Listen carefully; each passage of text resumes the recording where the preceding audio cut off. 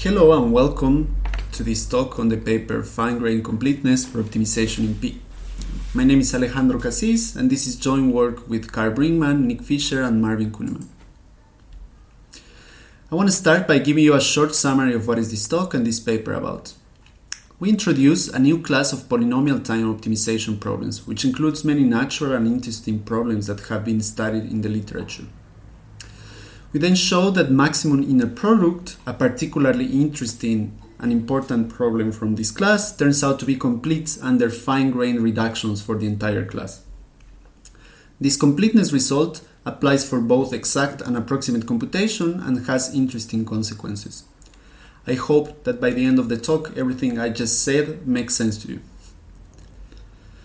To motivate this line of research, as most of you might know, for many optimization problems, it is usually the case that the best known exact solution is just a brute force over the entire search space.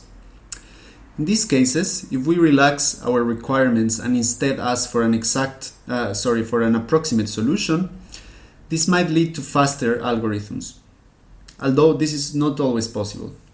Now I want to give you two interesting examples of optimization problems that can be solved in polynomial time, for which, in the case of exact computation, we don't believe that they can be solved faster than brute force, but in terms of approximation, they turn out to have different behaviors.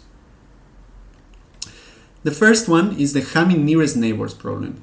Here we are given two sets of n binary vectors in dimension for concreteness log n, and the goal is to find the pair which has the smallest Hamming distance. This is a very important problem that appears everywhere, for example, similarity search, machine learning, computational geometry, and others.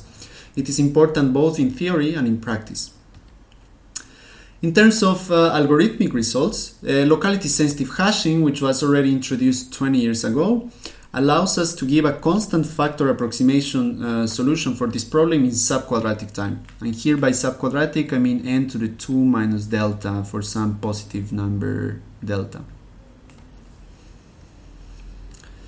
In terms of hardness, recent works in fine-grained complexity first of all show the conditional lower bound of omega n squared for exact computation, meaning that if we want an exact solution, that we cannot hope to beat the naive brute force approach which just tries all possible pairs of vectors.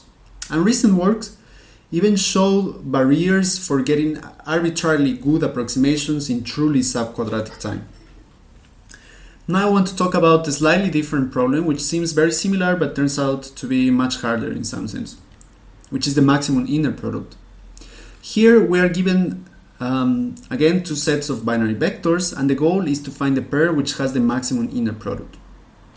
This is again a very important problem, also related to similarity search and others. In terms of algorithmic results, the story is rather different. We only know modest subpolynomial improvements over the naive brute force approach that rely on heavy machinery such as the polynomial method.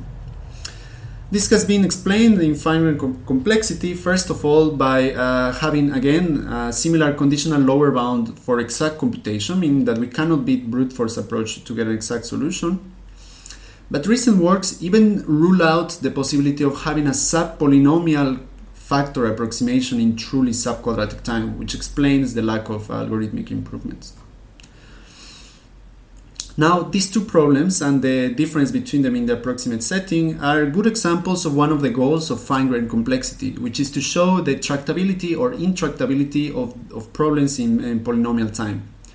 For example, distinguish problems that need quadratic time from problems that can be solved in linear time.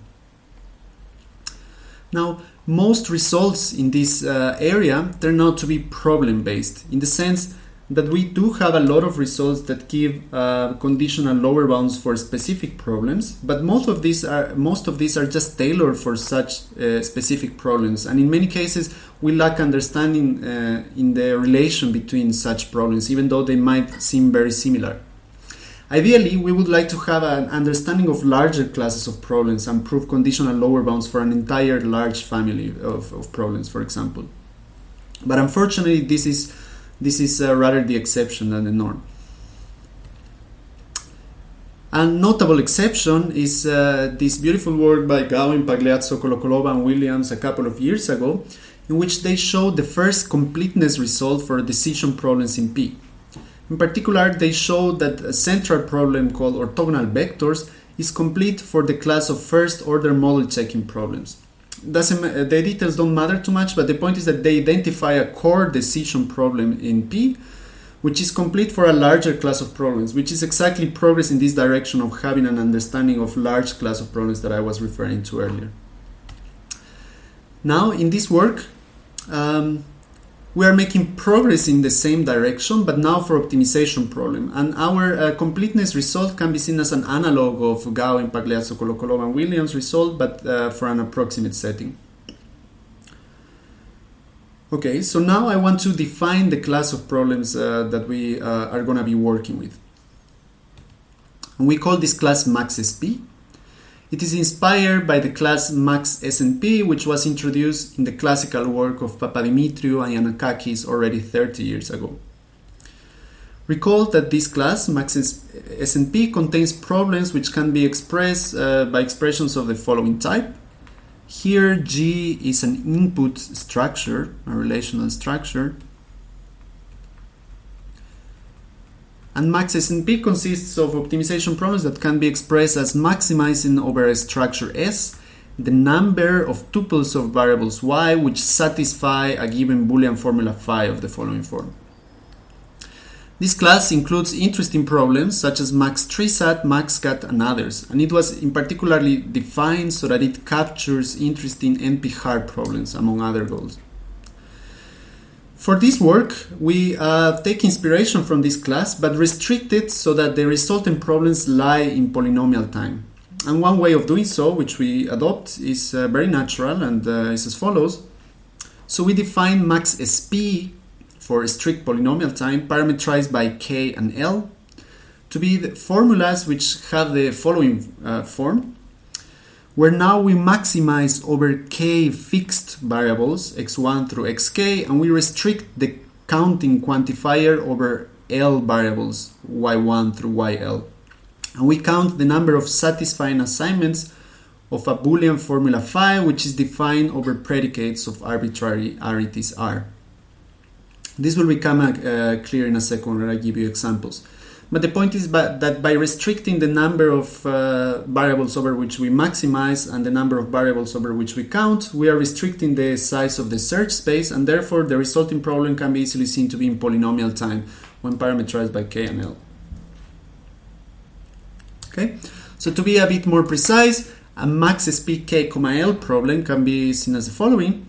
We fix a given formula psi, as I just showed you earlier, and we are given as input some sets x1 through xk and y1 through yl, which partition the variables over which we maximize and over the ones that we count.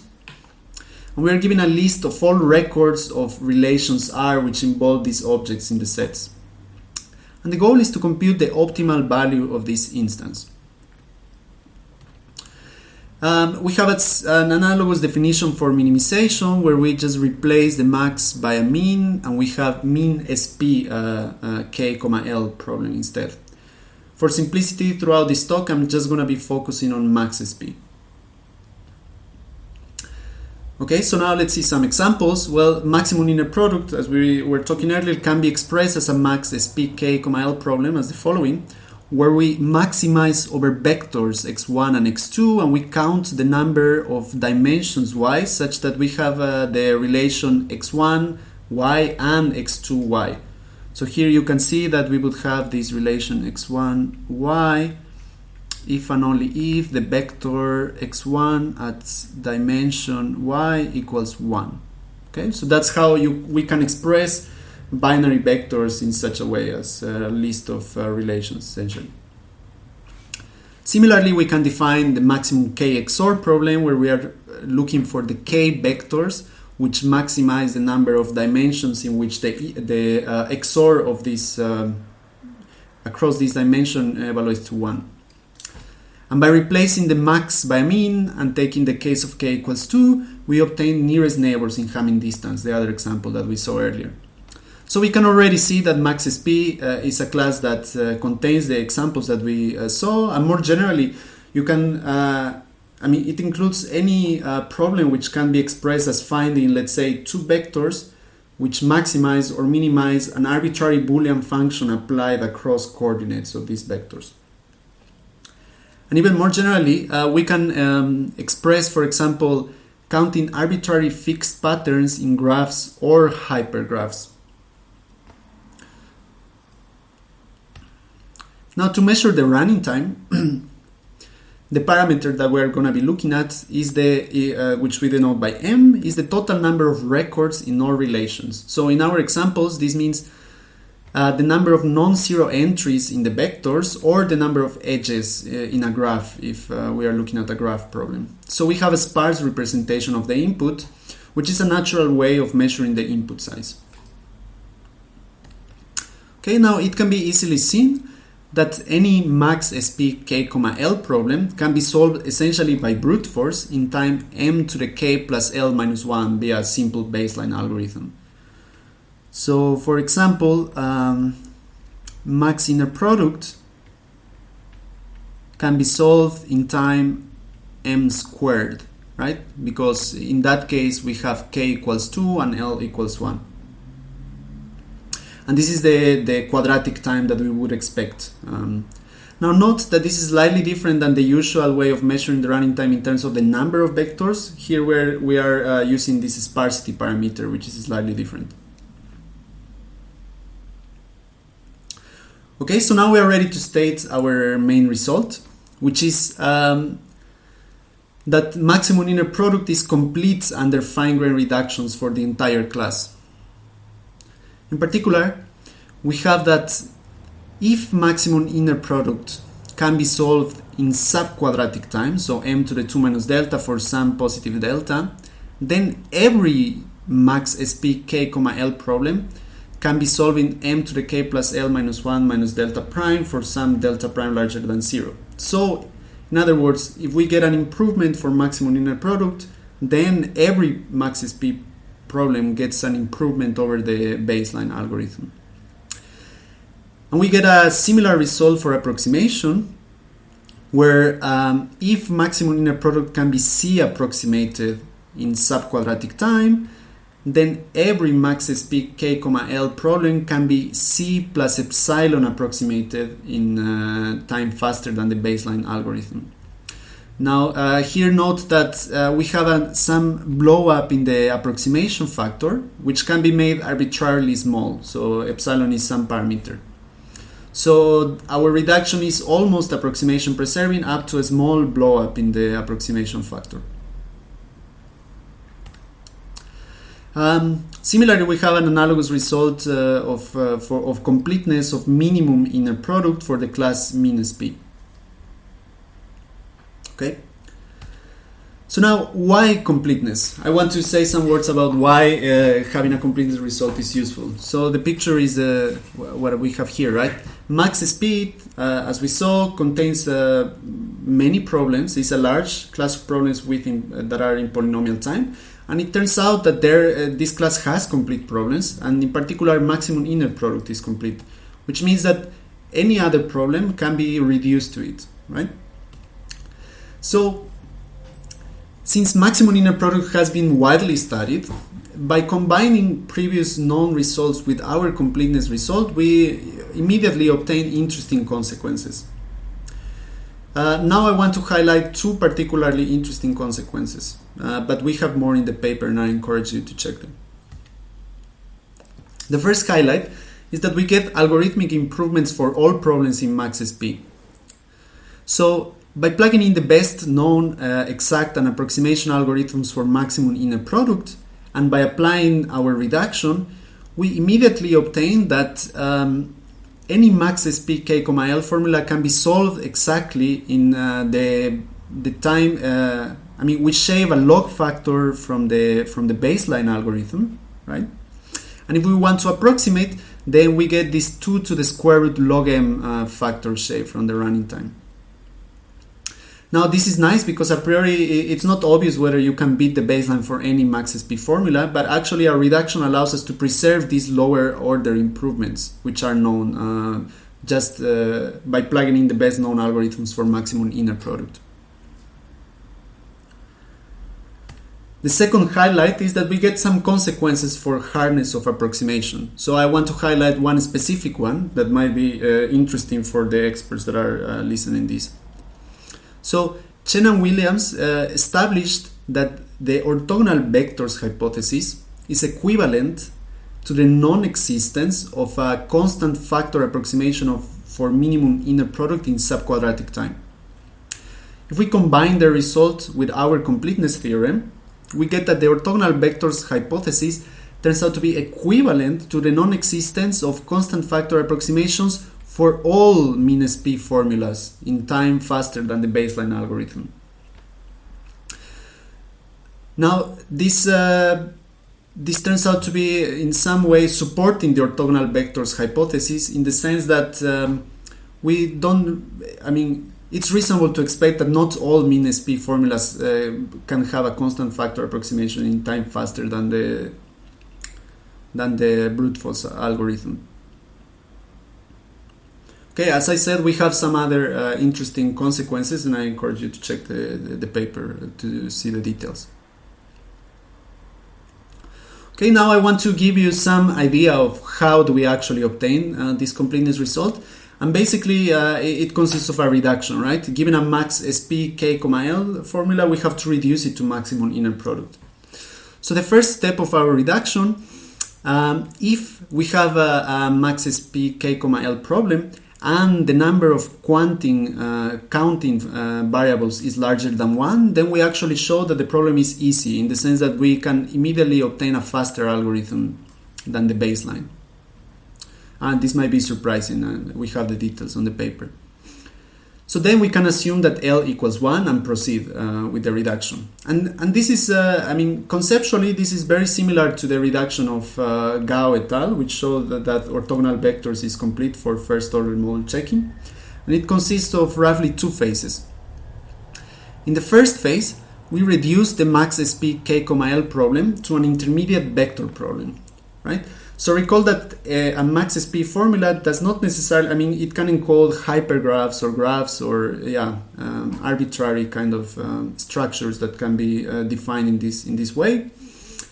And in the first phase, we show that we can actually reduce it to a vector problem where we are maximizing over k different vectors. And we apply some given Boolean formula over the dimensions y. And across dimensions, we may have different Boolean formulas f that we apply. So in some of them, it might be like an and of all the formula of all the coordinates. In others, might be an or, and so on. So this is the first phase, and this is very similar to what Gao et al. Do. We clean up a little bit the reduction and make it so that it applies for this optimization setting.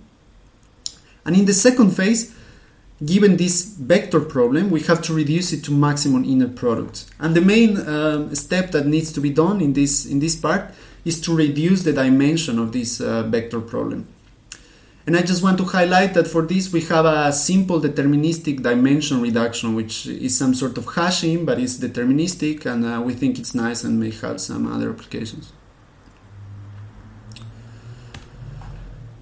Okay, so now I want to conclude, and so in this talk and in this paper we showed that maximum inner product, which is a fundamental optimization problem in polynomial time, is complete for MAXSP, which as we saw is a natural class of optimization problems that includes interesting and natural problems that have been studied in the literature. This completeness result has interesting consequences for both upper bounds and conditional lower bounds for the entire class. And again, in this spirit of getting a larger understanding of classes of problems in P, we are making progress with this work.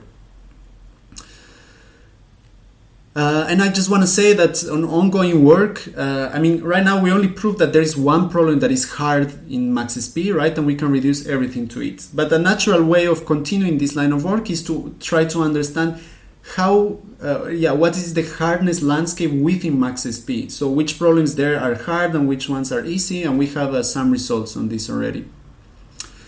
And that's it. Thank you for watching, and I'm looking forward for answering your questions during the live session.